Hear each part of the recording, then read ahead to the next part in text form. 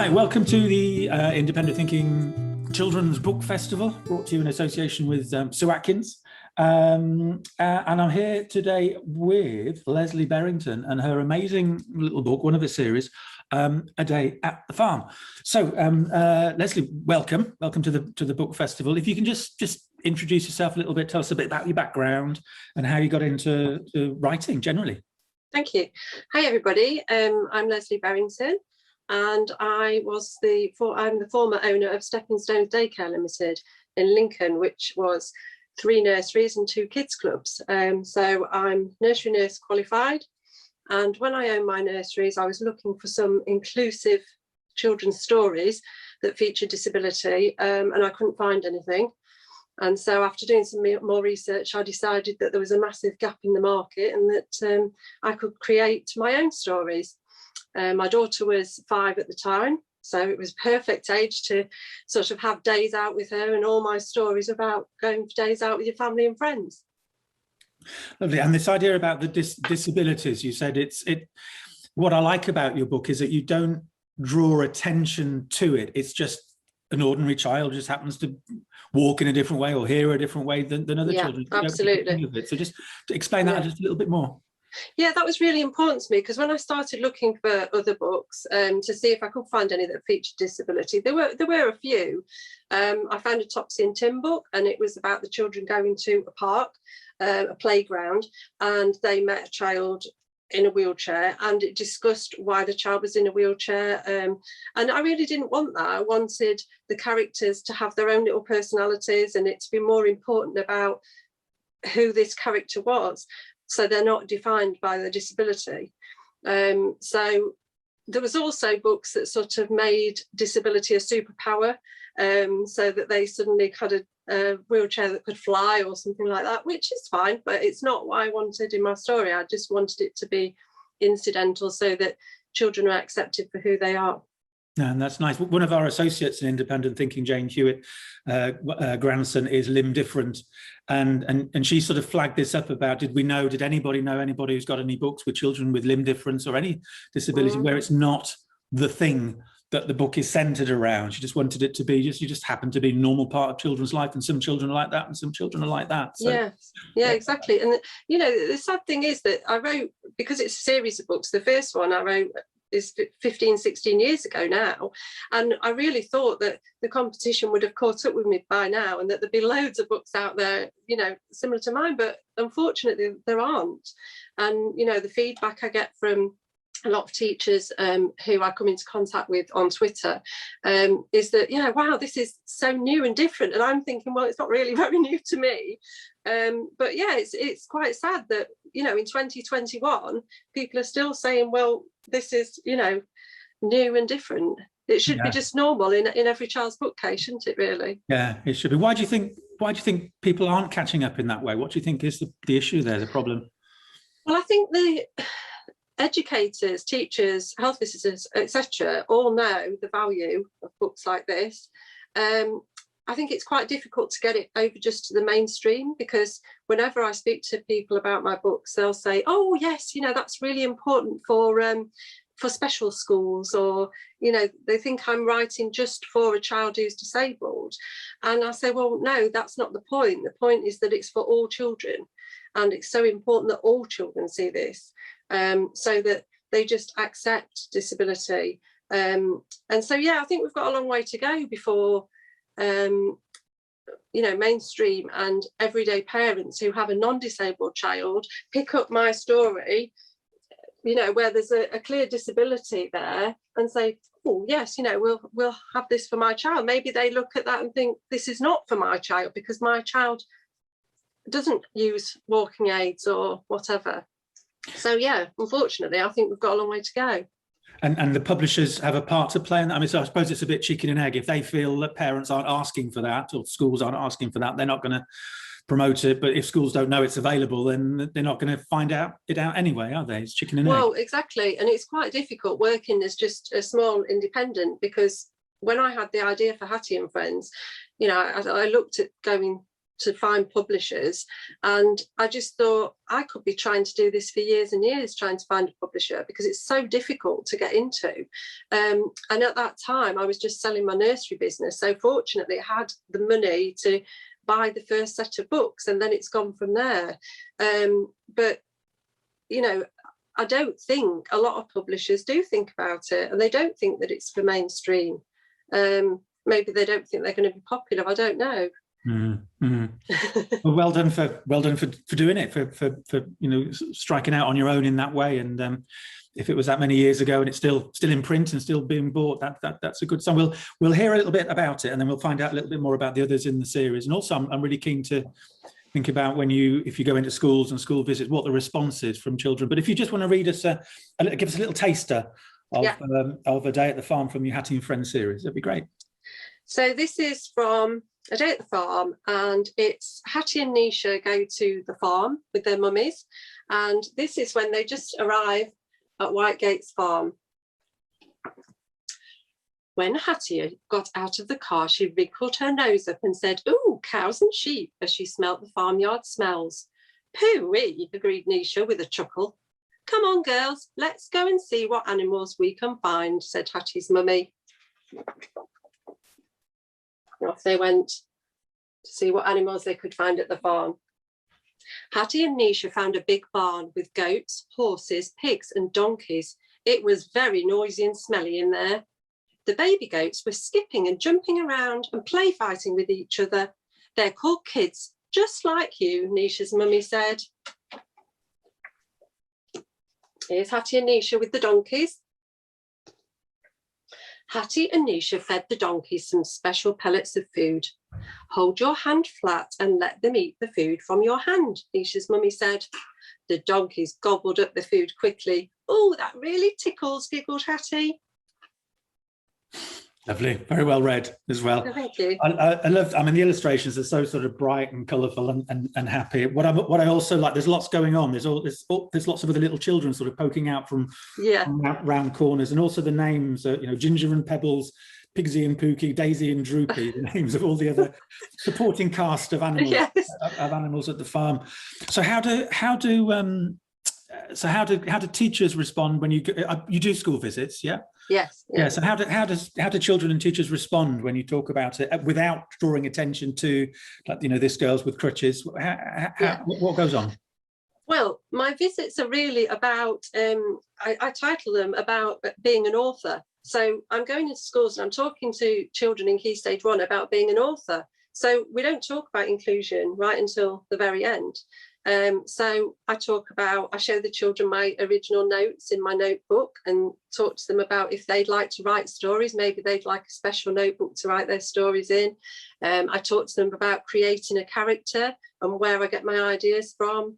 I talk to them about working with the illustrator and working with print and design to create it into a book, because of course most authors, their job finishes when they finish writing the story, but because I've then gone on to publish the book, it's all about then creating the book and marketing and selling, which is always good fun when I talk to them about, you know, where shall I sell this book, and they come up with all sorts of great ideas.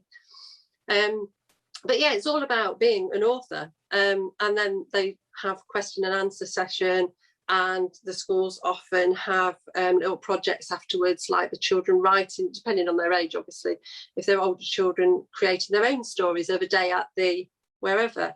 But at the end, I do read a story, and then I just ask the children, have they noticed anything about the characters and about any differences? Which is also very interesting, because we go through, you know, well, Hattie's got a pink T-shirt on and Nisha's got a white T-shirt on and all this kind of thing.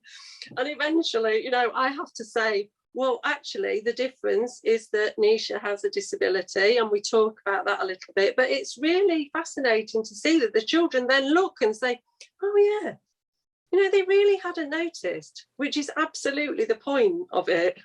Yeah. And it's just lovely. Because you're not hiding it. I mean, the crutches, the little girl's got a sort of blue and yellow and red. You know, you're not making it subtle, if you like. And the fact that children don't even see it, it's just heartening, really, isn't it? Lovely. Yes, and it just, you know, it just sort of introduces the idea to them that oh yes, we've just listened to a story where Hattie and Nisha had a fabulous day at the farm. You know, hadn't noticed it at all. And then they start to think, oh yeah, but she is a bit different. Mm. And they end in the book. They end,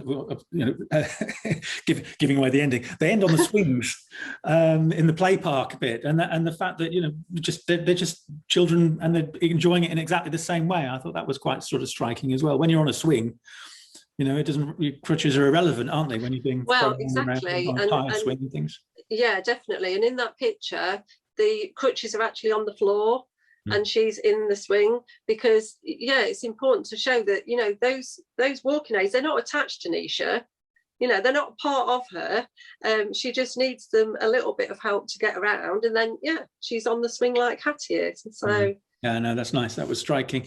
But what about children in classes who maybe do have crutches or do have other forms of limb difference or other sorts of disability? Yeah, I haven't actually done any school visits in any special schools. The only thing that I would say is that when I wrote A Day at the Park, this is Toby, and Toby has a cochlear implant, so it's it's a little bit more subtle because it's quite small. But when I wrote this story, I actually took it into a class where there was a child with a cochlear implant, and he was absolutely, he just couldn't stop smiling. He was so excited that the character in the book was like him, and that was wonderful. And how did the other children respond to him? Did they sort of look at him and think he's like you in the book? Well, I think because he was in a mainstream school, you just get used to another child in the class, don't you? And that's the thing about raising awareness of disability. It's not thinking, oh, that's Toby who's deaf. It's just, that's Toby. They just knew that this child in the class had a cochlear implant, so it wasn't a big deal to them, but it was a big deal to him because he'd never seen that in a book before. So that was really exciting. And do you find, you talked about after your visit, children will then write their own story. You talked to them about story writing. Do you find that children in these stories then start building in children with other issues and differences and disabilities in the stories? I haven't actually seen that. I've seen more about just how it's inspired their creativity, which is lovely because, they've come out with so many interesting stories. The Day at the somewhere, which is lovely. Hopefully it's made them think a little bit more about who their characters are. But I suppose I'm still dealing with quite young children who, when you talk to them about writing a story, they're going to write very much from their own experience. And so they may not have come across a child with disabilities. So yeah, okay. So you mentioned the cochlear implant, and there's two other excuse me. There's two other stories as well. So what other disabilities are you covering? Yeah, so the first story that I wrote is A Day at the Zoo, and this is Hattie and George, and George is in a wheelchair. So George uses a wheelchair to get around, and they meet lots of animals at the zoo. And then there's A Day at the Seaside, which is Hattie and Lucy is blind and she uses a cane. So in this story, there's a lot about sounds and texture and smells and tastes. They hear the donkey bells tinkling and they feel the sand warm under their feet and things like that. So hopefully that makes children think about, somebody who is without their sight. Mm. And how did you do sort of research to understand how children with these various disabilities will interact with the world and expect to encounter the world? How do you go about that? Yeah, when I wrote A Day at the Farm, I suppose A Day at the Zoo, the first one was sort of the easiest one because it was a child using a wheelchair, and you sort of kind of understand the issues there. But when I wrote A Day at the Farm, because I wasn't really sure about the leg braces and walking aids, and also about how to illustrate them, I arranged for a visit to a special school with my illustrator, and we just went and we read them a story, and we just interacted with the children and looked at the different things that children were using, different walking aids and things. And yeah, just research on the internet really. Because you've just got to make sure that it's accurate, but it's also sensitive to the children. Yeah, no, I'm sure it's that, and not dealing with stereotypes or assumptions about it. So the research is important. Yeah. And any other books in the pipeline? Anything else planned? I'm not writing any other books at the moment. I've over the years I've done various other things like posters, jigsaws, different things. What I'm working on at the moment is an animation, which is really exciting. Right from the beginning, I thought that Hattie and Friends would make a fantastic television programme. And again, there's nothing on television like Hattie and Friends. So because I've had the time at home through lockdown and everything, I'm not doing any school visits, then it means that I've been able to put an Arts Council application together, and that's gone in at the moment. And hopefully, if I get some money to start off an animation, then that will be the first step. It costs a lot of money, and the first step would just be to work with an animator and create a short clip to just see how it works. But then, yeah, who knows where it will go from there? But that's what I'm concentrating on at the moment. That would be amazing. Yeah, I'm thinking about, I mean, my children are older now. I don't see that many children's animations these days, but certainly when they were growing up, when I was growing up, there wasn't much in the way of any sorts of differences in the children who are. And there still isn't, unfortunately. No. There is a series that features a character who is autistic, that's great.